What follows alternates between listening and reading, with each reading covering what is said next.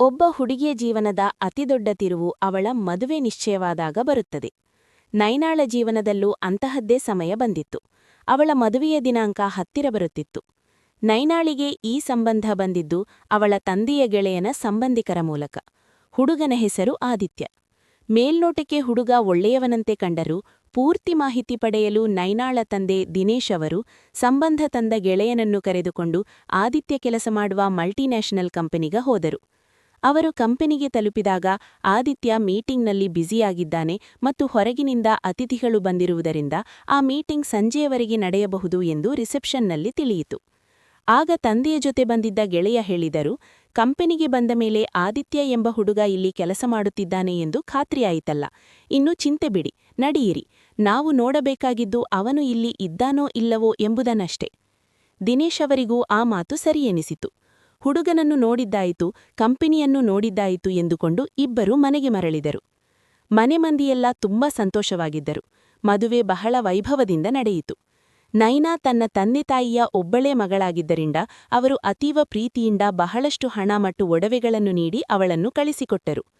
ಅತ್ತೆ ಮನೆಗೆ ಹೋದಾಗ ಎಲ್ಲರೂ ನೈನಾಳನ್ನು ಪ್ರೀತಿಯಿಂದಲೇ ನಡೆಸಿಕೊಂಡರು. ಮರುದಿನ ನೈನಾ ತನ್ನ ವಯಸ್ಸಿನ ಒಬ್ಬ ಹುಡುಗಿ ಆ ಮನೆಯಲ್ಲಿರುವುದನ್ನು ಕಂಡು ತನ್ನ ಅತ್ತೆ ಶಾರದಾ ಅವರಲ್ಲಿ ಕೇಳಿದಳು, ಮಮ್ಮಿ, ಈ ಹುಡುಗಿ ಯಾರು ಎಂದು. ಶಾರದಾ ಅವರು ಹೇಳಿದರು, ನೈನಾ, ಇವಳು ನಮ್ಮ ತವರು ಮನೆಯ ಕಡೆಯವಳು. ಮನೆಯ ಕೆಲಸದಲ್ಲಿ ಸಹಾಯ ಮಾಡುತ್ತಾಳೆ. ಬಡ ಕುಟುಂಬದ ಹುಡುಗಿ. ಅವಳಿಗೆ ಕೆಲಸ ಕೊಟ್ಟರೆ ನನಗೂ ಸ್ವಲ್ಪ ವಿಶ್ರಾಂತಿ ಸಿಗುತ್ತದೆ ಮತ್ತು ನಾವು ಕೊಡುವ ಹಣದಿಂದ ಅವಳ ಕುಟುಂಬಕ್ಕೂ ಸಹಾಯವಾಗುತ್ತದೆ ಎಂದು ಕರೆತಂದಿದ್ದೇನೆ. ನೈನಾ ಖುಷಿಯಿಂದ, ಬಹಳ ಒಳ್ಳೆಯ ಕೆಲಸ ಮಾಡಿದಿರಿ ಮಮ್ಮಿ ಎಂದಳು. ಸಂಜೆ ನೈನಾ ಈ ವಿಷಯಗಳನ್ನೆಲ್ಲ ಫೋನ್ನಲ್ಲಿ ತನ್ನ ತಾಯಿಗೆ ತಿಳಿಸುತ್ತಿದ್ದಳು. ಅಷ್ಟರಲ್ಲಿ ಆ ಹುಡುಗಿ ಕೋಣಿಗೆ ಬಂದು ಹಾಸಿಗೆಯ ಚಾದರೊಗೆಯಲು ತೆಗೆದುಕೊಂಡು ಹೋಗಬೇಕಿತ್ತು ಎಂದಳು. ನೈನಾ ನಗುತ್ತಾ, ಹೌದು ಹೌದು, ಕುಳಿತುಕೋ ಎಂದಳು. ಆ ಹುಡುಗಿ ಗಾಬರಿಯಿಂದ, ಬೇಡ ಬೇಡ, ಕೆಲಸ ತುಂಗ ಇದೆ ಎಂದಳು. ನೈನಾ ಪ್ರೀತಿಯಿಂದ, ಅರೆ, ನೀನು ನನ್ನ ವಯಸ್ಸಿನವಳು, ನಿನ್ನ ಹೆಸರೇನು ಎಂದು ಕೇಳಿದಳು. ತಕ್ಷಣ ಅತ್ತೆ ಶಾರದಾ ಅವರ ಧ್ವನಿ ಕೇಳಿಸಿತು, ಅರೆ, ಎಲ್ಲಿ ಹೋದೆ ನೀನು ಎಂದು. ಹುಡುಗಿ ಗಾಬರಿಯಾಗಿ, ಬಂದೆ ಎಂದು ಹೇಳಿ ವೇಗವಾಗಿ ಚಾದರ್ ತೆಗೆದುಕೊಂಡು ಹೊರಟು ಹೋದಳು. ನೈನಾ, ಹೆಸರನ್ನಾದರೂ ಹೇಳು ಎಂದಾಗ ಅವಳು ಗೌರಿ ಎಂದು ಹೇಳಿ ಅಲ್ಲಿಂದ ಓಡಿದಳು. ಸ್ವಲ್ಪ ಸಮಯದ ನಂತರ ನೈನಾ ಎಲ್ಲರನ್ನೂ ಕೇಳಿದಳು, ಈ ಗೌರಿ ಯಾಕೆ ಇಷ್ಟು ಸಂಕೋಚಪಡುತ್ತಾಳೆ ಎಂದು. ಆಗ ಅವಳ ಪತಿ ಆದಿತ್ಯ ಹೇಳಿದನು, ಅವಳು ಹಳ್ಳಿಯಿಂದ ಬಂದಿದ್ದಾಳೆ, ಹಾಗಾಗಿ ಸ್ವಲ್ಪ ಅಂಜಿಕೆ, ಅದಕ್ಕೆ ಯಾರೊಂದಿಗೂ ಹೆಚ್ಚಾಟಿ ಮಾತನಾಡುವುದಿಲ್ಲ. ಮರುದಿನ ನೈನಾ ಗೌರಿಯ ಬಳಿ ಬಂದು, ಇಂದಿನಿಂದ ನಾನು ಕೂಡ ಅಡುಗೆ ಮನೆಗೆ ಬರುತ್ತೇನೆ, ಸಿಹಿ ತಿಂಡಿ ಮಾಡೋಣ. ನಾವಿಬ್ಬರೂ ಸೇರಿ ಕೆಲಸ ಮಾಡಿದರೆ ಬೇಗ ಆಗುತ್ತದೆ ಮತ್ತು ನಮಗೆ ಮಾತನಾಡಲು ಸಮಯ ಸಿಗುತ್ತದೆ. ನಾನು ಇಲ್ಲಿಗೆ ಹೊಸಬಳು, ನನಗೆ ಇಲ್ಲಿ ಸ್ನೇಹಿತರಿಲ್ಲ, ನಾವಿಬ್ಬರೂ ಸಮವಯಸ್ಕರು, ನಮಗೆ ಚೆನ್ನಾಗಿ ಹೊಂದಿಕೆಯಾಗುತ್ತದೆ ಎಂದಳು. ಆಗ ಶಾರದಾ ಅವರು ಅಡ್ಡ ಬಂದು, ಅವಳು ಹೆಚ್ಚಿಗೆ ಮಾತನಾಡುವುದಿಲ್ಲ ಎಂದರು. ಗೌರಿ ಏನೂ ಮಾತನಾಡದೆ ಅಡುಗೆ ಮನೆಯಿಂದ ಹೊರಬಂದಳು. ನೈನಾ ಪಾಯಸ ಮಾಡಿದಳು. ಎಲ್ಲರಿಗೂ ಅದು ತುಂಬಾ ಇಷ್ಟವಾಯಿತು. ಅತ್ತೆ ಹೇಳಿದರು, ಸೊಸೆ, ನಿನ್ನ ಮೊದಲ ಅಡುಗೆಯ ನೆನಪಿಗಾಗಿ ಸೀರೆ ಮತ್ತು ಉಂಗುರ ತಂದಿದ್ದೇನೆ, ಆಮೇಲೆ ಕೊಡುತ್ತೇನೆ ಎಂದಳು. ನೈನಾ, ಅದರ ಅವಶ್ಯಕತೆಯಿಲ್ಲ ಎಂದಳು. ಸಂಜೆ ಆದಿತ್ಯ ನೈನಾಳಿಗೆ ಹೇಳಿದನು, ನೈನಾ, ಅಪ್ಪ ಅಮ್ಮನ ಅಭಿಪ್ರಾಯವೇನೆಂದರೆ ನೀನು ನಿನ್ನ ಒಡವೆಗಳನ್ನು ಲಾಕರ್ನಲ್ಲಿ ಇಡುವುದು ಒಳ್ಳೆಯದು. ಇಲ್ಲಿನ ವಾತಾವರಣ ಅಷ್ಟು ಸರಿಯಿಲ್ಲ. ಮದುವೆ ನಡೆದ ಮನೆಯಾದ್ದರಿಂದ ಒಡವೆಗಳು ಮನೆಯಲ್ಲೇ ಇರುತ್ತವೆ ಎಂದು ಎಲ್ಲರಿಗೂ ಗೊತ್ತಿರುತ್ತದೆ. ಹಾಗಾಗಿ ನಾವು ಜಾಗರೂಕರಾಗಿರಬೇಕು. ನೈನಾ ಅದಕ್ಕೆ ಒಪ್ಪಿ ತನ್ನ ಎಲ್ಲ ಒಡವೆಗಳನ್ನು ಆದಿತ್ಯನಿಗೆ ನೀಡಿದಳು. ಕೆಲಸ ಮಾಡುವಾಗ ನೈನಾ ಒಂದು ವಿಷಯ ಗಮನಿಸಿದಳು. ಅತ್ತೆ ಅಥವಾ ಮಾವ ಹತ್ತಿರ ಬಂದ ತಕ್ಷಣ ಗೌರಿ ಮಾತು ನಿಲ್ಲಿಸುತ್ತಿದ್ದಳು. ಇಲ್ಲದಿದ್ದರೆ ಅವಳು ನೈನಾಳ ಜೊತೆ ಮುಕ್ತವಾಗಿ ಮಾತನಾಡುತ್ತಿದ್ದಳು. ನಾನು ಅವಳ ವಯಸ್ಸಿನವಳಾದ್ದರಿಂದ ನನ್ನ ಜೊತೆ ಮುಕ್ತವಾಗಿದ್ದಾಳೆ, ಅವರಿಂದ ಸಂಕೋಚಪಡುತ್ತಾಳೆ ಎಂದು ನೈನಾ ಭಾವಿಸಿದಳು. ಈ ವಿಷಯವನ್ನು ನೈನಾ ತನ್ನ ತಾಯಿಗೆ ತಿಳಿಸಿದಾಗ ತಾಯಿ ಹೇಳಿದರು, ಹೌದು ಮಗಳೇ, ಹಳ್ಳಿಯಿಂದ ಬಂದವಳಿಗೆ ನಗರದಲ್ಲಿ ಭಯವಿರುತ್ತದೆ. ನೀನು ಅವಳನ್ನು ಪ್ರೀತಿಯಿಂದ ನಡೆಸಿಕೋ. ಒಂದು ದಿನ ನೈನಾ ಗೌರಿಯ ಬಳಿ ಬಂದು, ಗೌರಿ, ಉಳಿದವರೆಲ್ಲ ಎಲ್ಲಿಗೆ ಹೋದರು ಎಂದು ಕೇಳಿದಳು. ಗೌರಿ ಕಣ್ಣಿನಿಂದಲೇ ಸನ್ನೆ ಮಾಡಿ ಎಲ್ಲರೂ ಕೋಣೆಯಲ್ಲಿದ್ದಾರೆ ಎಂದು ತೋರಿಸಿದಳು. ನೈನಾ ಕೋಣೆಗೆ ಹೋದಾಗ ಅಲ್ಲಿ ಎಲ್ಲರೂ ನೈನಾಳನ್ನು ಕಂಡು ದಂಗಾದರು, ಚಕಿತರಾದರು. ನೈನಾ ಕೇಳಿದಳು, ನೀವೆಲ್ಲರೂ ನನ್ನನ್ನು ಕಂಡು ಯಾಕೆ ಹೀಗೆ ಗಾಬರಿಯಾದಿರಿ, ಇಲ್ಲಿ ಏನು ಮಾತನಾಡುತ್ತಿದ್ದೀರಿ? ಆಗ ಅತ್ತೆ ಶಾರದಾ ಅವರು ತಡಬಡಾಯಿಸಿ ಹೇಳಿದರು, ಏನೂ ಇಲ್ಲ ಮಗಲೇ, ಊಟಕ್ಕೆ ಏನು ಮಾಡಬೇಕೆಂದು ಕೇಳಲು ಬಂದಿದ್ದೆ ಅಷ್ಟೇ. ಆಗ ನೈನಾ ಅಂದಳು, ಸರಿ, ಗೌರಿ ಚಹಾ ಮಾಡಿದ್ದಾಳೆ, ಬನ್ನಿ ಚಹಾ ಕುಡಿಯೋಣ. ನೀವು ನಡೆಯಿರಿ, ನಾವು ಬರುತ್ತೇವೆ ಎಂದರು. ನಯನಾ ಹೊರಗೆ ಬಂದಳು. ಮರುದಿನ ನಯನಾ ಮತ್ತು ಗೌರಿ ಇಬ್ಬರೂ ಮನೆ ಸ್ವಚ್ಛಗೊಳಿಸುವ ಕೆಲಸದಲ್ಲಿದ್ದರು.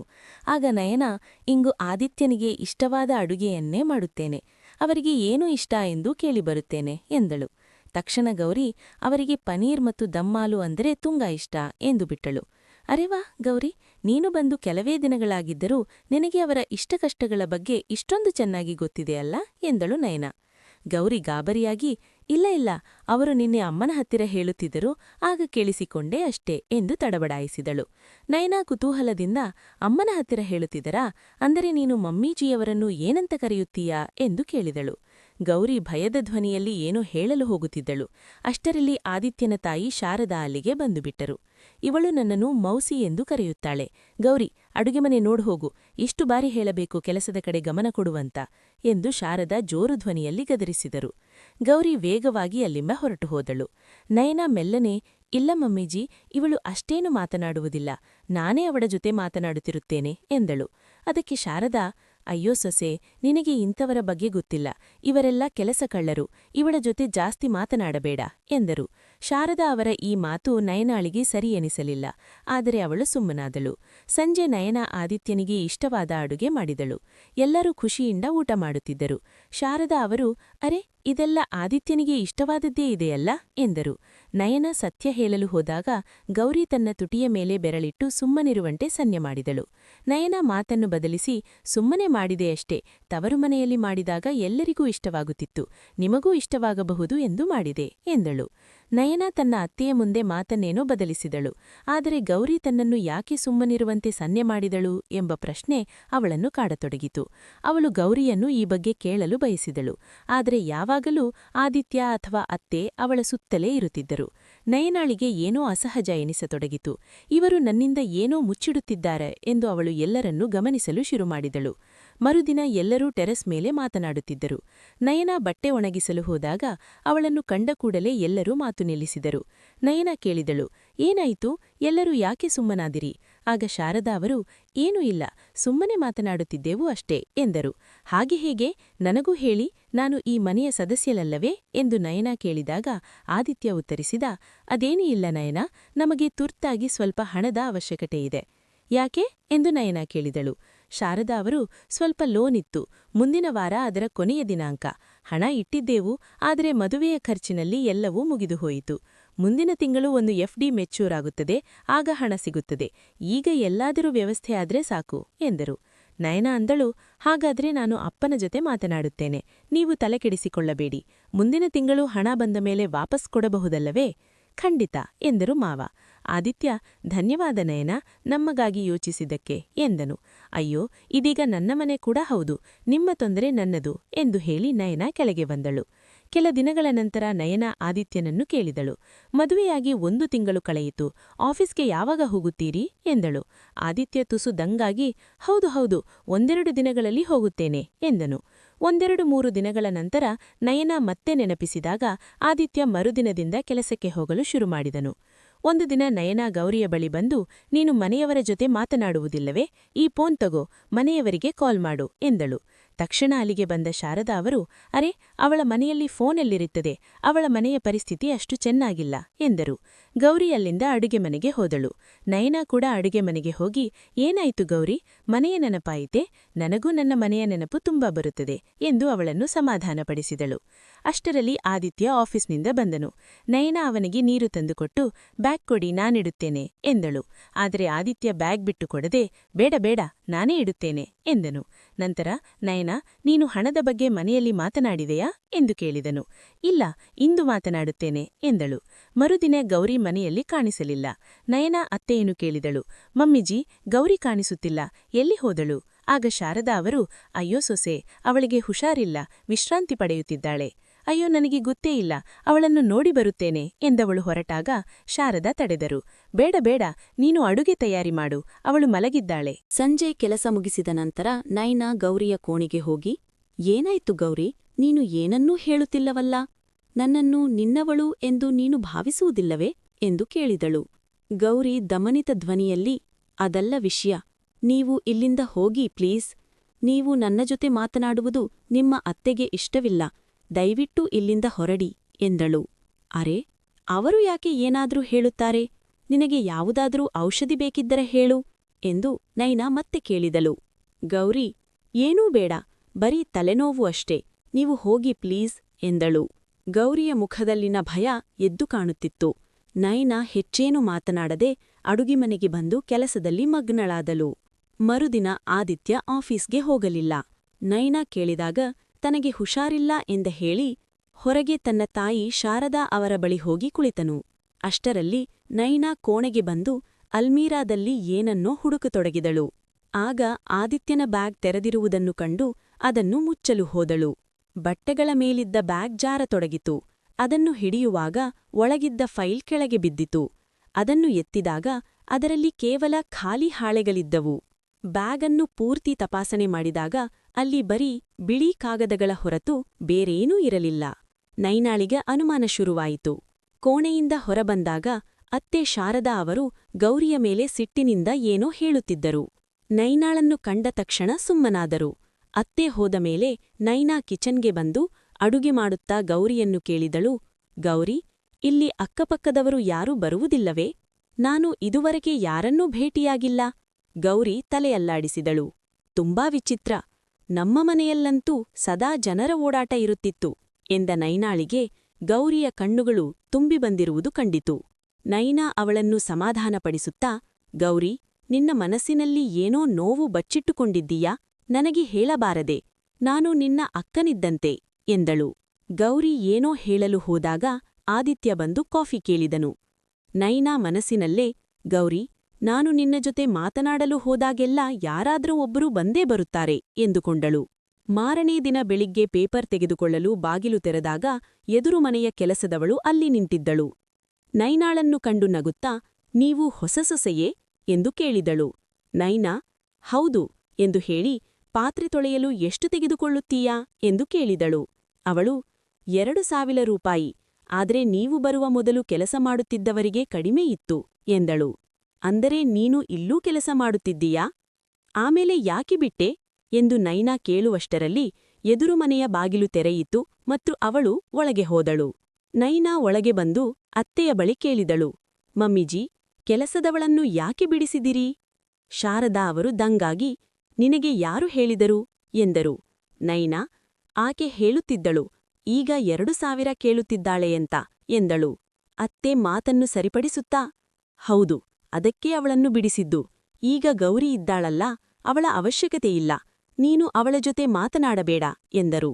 ಕೆಲವು ದಿನಗಳ ನಂತರ ಅದೇ ಕೆಲಸದವಳು ಮತ್ತೆ ಸಿಕ್ಕಿ, ಬಾಭಿ, ಗೌರಿ ಬಾಬಿ ಕೂಡ ಇಲ್ಲೇ ಇದ್ದಾರಾ ಎಂದು ಕೇಳಿದಳು. ನೈನಾ ನಗುತ್ತಾ, ಅವಳನ್ನು ಬಾಬಿಯನ್ನಬೇಡ, ದೀದಿಯನ್ನು, ಅವಳಿಗೆ ಮದುವೆ ಆಗಿಲ್ಲ ಎಂದಳು. ಕೆಲಸದವಳು ವಿಚಿತ್ರವಾಗಿ ನೈನಾಳನ್ನು ನೋಡಿ ಅಲ್ಲಿಂದ ಹೋದಳು.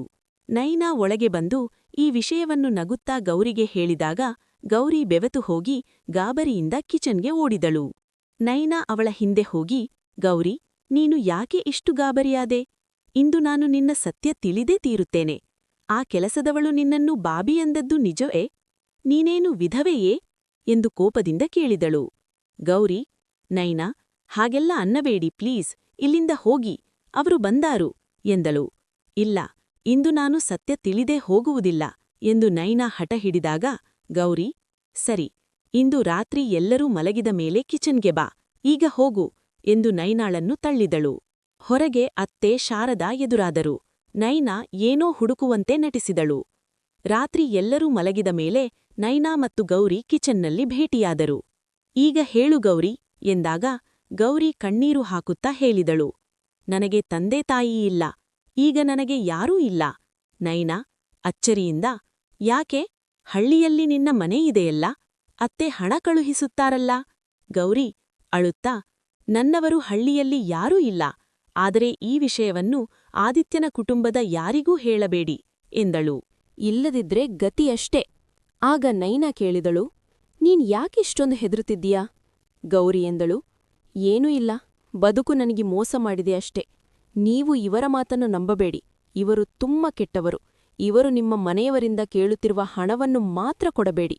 ಗೌರಿಯ ಮಾತು ಕೇಳಿ ನೈನಾ ದಂಗಾಗಿ ಹೋದಳು. ಗೌರಿ, ಇದೇನ್ ಹೇಳುತ್ತಿದ್ದೀಯಾ?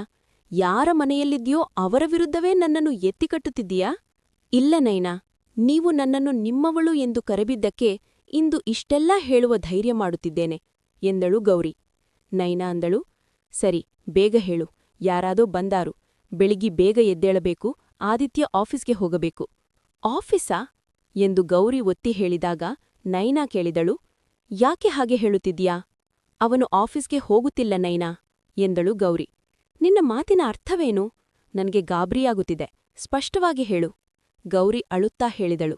ನನ್ನನ್ನು ಕ್ಷಮಿಸಿ ನೈನಾ. ಇಂದು ನಾನು ಹೇಳುವ ವಿಷಯ ನಿಮಗೆ ದೊಡ್ಡ ಆಘಾತ ನೀಡಬಹುದು. ಆದಿತ್ಯ ಯಾವುದೇ ಕಂಪನಿಯಲ್ಲಿ ಕೆಲಸ ಮಾಡುತ್ತಿಲ್ಲ. ಅವನು ಕೇವಲ ಪದವೀಧರ ಅಷ್ಟೇ. ಇವರು ಮೊದಲು ಹಳ್ಳಿಯಲ್ಲಿದ್ದರು. ನಮ್ಮ ಹಳ್ಳಿಯ ಪಕ್ಕದಲ್ಲೇ ಇವರ ಊರು. ನನ್ನ ತಂದೆತಾಯಿಯ ಬಳಿ ಜಮೀನಿತ್ತು. ಇವರ ಕಣ್ಣು ಆ ಜಮೀನಿನ ಮೇಲಿತ್ತು. ನಿಮ್ಮಂತೆಯೇ ನನಗೂ ಅವನು ದೊಡ್ಡ ಕಂಪನಿಯಲ್ಲಿ ಕೆಲಸ ಮಾಡುತ್ತಿದ್ದಾನೆ ಎಂದು ಸುಳ್ಳು ಹೇಳಿ ಮದುವೆ ಮಾಡಿಕೊಂಡಿದ್ದರು. ನಾನು ಆದಿತ್ಯನ ಮೊದಲ ಹೆಂಡತಿ. ಇದನ್ನು ಕೇಳಿ ನೈನಾಳಿಗೆ ತಲೆಸುತ್ತು ಬಂದಂತಾಯಿತು. ನಾನು ನಿನ್ನ ಮಾತನ್ನು ನಂಬುತ್ತೇನೆ ಎಂದು ನೀನು ಹೇಗೆ ಅಂದುಕೊಂಡೆ ಎಂದು ನೈನಾ ಕೇಳಿದಳು. ಗೌರಿ ಅಂದಳು, ನಂಬುವುದು ಬಿಡುವುದು ನಿಮಗೆ ಬಿಟ್ಟಿದ್ದು. ಮದುವೆಯ ಆರಂಭದಲ್ಲಿ ನನ್ನನ್ನು ರಾಣಿಯಂತೆ ಇಟ್ಟಿದ್ದರು. ಆದರೆ ನಿಮ್ಮ ಬಳಿ ಹಣಕ್ಕಾಗಿ ಹೇಗೆ ಸುಳ್ಳು ಹೇಳುತ್ತಿದ್ದಾರೋ ಹಾಗೆಯೇ ನನ್ನ ಬಳಿ ಜಮೀನಿಗಾಗಿ ಸುಳ್ಳು ಹೇಳಿದ್ದರು. ನನ್ನ ತಂದೆತಾಯಿಗೆ ಆ ಜಮೀನೇ ಆಧಾರವಾಗಿತ್ತು. ಜಮೀನಿನ ಕಾಗದ ಪತ್ರಗಳು ಕೈಗೆ ಸಿಕ್ಕ ಕೂಡಲೇ ನನ್ನನ್ನು ಆಳಿನಂತೆ ನಡೆಸಿಕೊಳ್ಳಲು ಶುರುಮಾಡಿದರು. ನನ್ನ ಚಿಂತೆಯಲ್ಲೇ ಅಪ್ಪ ಅಮ್ಮ ಇಬ್ಬರೂ ತೀರಿಕೊಂಡರು. ಸಂಬಂಧಿಕರೂ ಕೈಬಿಟ್ಟರು. ಮದುವೆಯಾಗಿ 2 ವರ್ಷವಾಯಿತು. ಅಂದಿನಿಂದ ಪ್ರತಿದಿನ ಹೊಡೆತ ತಿನ್ನುತ್ತಿದ್ದೇನೆ. ನನ್ನ ಜಮೀನು ಮಾರಿ ಬಂದ ಹಣದಿಂದ ಇವರು ನಗರಕ್ಕೆ ಬಂದರು. ನಾನು ಎಲ್ಲಿ ಪೊಲೀಸ್ ದೂರು ನೀಡುತ್ತೇನೋ ಎಂಬ ಭಯಕ್ಕೆ ನನ್ನನ್ನು ನಗರಕ್ಕೆ ಕರೆತಂದರು. ಇಲ್ಲಿಗೆ ಬಂದ ಮೇಲೆ ನಿಮ್ಮನ್ನು 2ನೇ ಮದುವೆಯಾದರು. ನಿಮ್ಮ ತಂದೆಯ ಹಣ ಸಿಗುವವರೆಗೆ ಮಾತ್ರ ನಿಮಗೆ ಗೌರವ ಕೊಡುತ್ತಾರೆ. ಆಮೇಲೆ ನಿಮ್ಮ ಸ್ಥಿತಿಯೂ ನನ್ನಂತೆಯೇ ಆಗುತ್ತದೆ. ಅಂದಹಾಗೆ ಅವನ ಹೆಸರು ಆದಿತ್ಯ ಅಲ್ಲ, ಅಸಲಿ ಹೆಸರು ಹಿತೇಶ್. ನಿಮ್ಮ ತಂದೆ ಹೋದ ಕಂಪನಿಯಲ್ಲಿ ಹಿತೇಶ್ ಎಂಬವನು ಇವರ ಸಂಬಂಧಿ. ಅವನ ಮೂಲಕವೇ ಈ ನಾಟಕ ಆಡಿದ್ದಾರೆ. ನೈನಾಳಿಗೆ ಭೂಮಿ ಕುಸಿದಂತಾಯಿತು. ಯಾರನ್ನು ನಂಬಬೇಕು? ಗೌರಿಯನ್ನೋ ಅಥವಾ ಆದಿತ್ಯನನ್ನೋ? ಅವಳು ಇಡೀ ರಾತ್ರಿ ಅಲ್ಮೀರಾದಲ್ಲಿ ಹುಡುಕಿದಳು. ಆದರೆ ಏನೂ ಸಿಗಲಿಲ್ಲ. ಮರುದಿನ ಆದಿತ್ಯ ಹೋದ ಮೇಲೆ ಅವಳು ಇಡೀ ಕೋಣೆಯನ್ನು ಜಾಲಾಡಿದಳು. ಅಷ್ಟರೆಯೇ ಅತ್ತೆ ಶಾರದಾ ಬಂದು, ಏನ್ ಹುಡುಕ್ತಿದ್ದೀಯಾ ಎಂದು ಕೇಳಿದಳು. ಏನಿಲ್ಲ ಮಮ್ಮಿಜಿ, ಮದುವೆಯ ಸೀರೆಗಳು ಹಾಳಾಗಬಾರದು ಎಂದು ಪ್ಯಾಕ್ ಮಾಡುತ್ತಿದ್ದೇನೆ ಎಂದು ನೈನಾ ಸುಳ್ಳು ಹೇಳಿದಳು. ಬೆಡ್ಡಿನ ಬಾಕ್ಸ್ ತೆರೆದು ನೋಡಿದಾಗ ಬಟ್ಟೆಗಳ ನಡುವೆ ಅಡಗಿಸಿಟ್ಟಿದ್ದ ಒಂದು ಪ್ಯಾಕೆಟ್ ಸಿಕ್ಕಿತು. ಅದನ್ನು ತೆರೆದ ನೈನಾಳಿಗೆ ಶಾಕ್ ಕಾಯುತ್ತಿತ್ತು. ಅದರಲ್ಲಿ ಎಲ್ಲಾ ದಾಖಲೆಗಳು ಹಿತೇಶ್ ಹೆಸರಿನಲ್ಲಿದ್ದವು. ಯಾವುದೇ ದೊಡ್ಡ ಡಿಗ್ರಿ ಇರಲಿಲ್ಲ ಅಥವಾ ಕಂಪನಿಯ ಕಾಗದಗಳೂ ಇರಲಿಲ್ಲ. ಗೌರಿಯ ಮಾತು ಸತ್ಯವಾಗಿತ್ತು. ನನ್ನನ್ನು ಯಾರ ಜೊತೆಯೂ ಮಾತನಾಡಲು ಬಿಡದಿರುವುದು, ಒಡವೆಗಳನ್ನು ಕಿತ್ತುಕೊಂಡದ್ದು, ಕೆಲಸದವಳನ್ನು ಬಿಡಿಸಿದ್ದು ಇಷ್ಟೊಂದು ದೊಡ್ಡ ಮೋಸವೇ ಎಂದು ನೈನಾ ಕೆಂಡಮಂಡಲವಾದಳು. ಅವಳು ನೇರವಾಗಿ ಗೌರಿಯ ಬಳಿ ಹೋಗಿ ಎಲ್ಲವನ್ನೂ ಹೇಳಿದಳು. ಗೌರಿ, ನಿನ್ನ ಗಂಡ ಬೇರೊಬ್ಬಳ ಜೊತೆ ಇರುವುದನ್ನು ಕಂಡು ನಿನಗೆ ಏನೂ ಅನ್ನಿಸುವುದಿಲ್ಲವೇ? ಗೌರಿ ಮೆಲ್ಲಗೆ ಹೇಳಿದಳು. ಅಪ್ಪ ಅಮ್ಮ ಹೋದ ಮೇಲೆ ಯಾರ ಮೇಲೂ ನನಗೆ ಪ್ರೀತಿ ಉಳಿದಿಲ್ಲ. ಹೋಗಲು ಬೇರೆ ದಾರಿಯಿಲ್ಲದೆ ಇಲ್ಲೇ ಉಳಿದಿದ್ದೇನೆ. ನೈನಾ ದೃಢವಾಗಿ ಹೇಳಿದಳು. ಇಲ್ಲ ಗೌರಿ, ಈಗ ನಾನು ನಿನ್ನ ಜೊತೆಗಿದ್ದೇನೆ. ಇವರಿಗೆ ಪಾಠ ಕಲಿಸೋಣ. ಜಿ ಅಪ್ಪಾಜಿ, ಈಗ್ಲೇ ತರ್ತೇನೆ ಎಂದು ನೈನಾ ಉತ್ತರಿಸಿದಳು.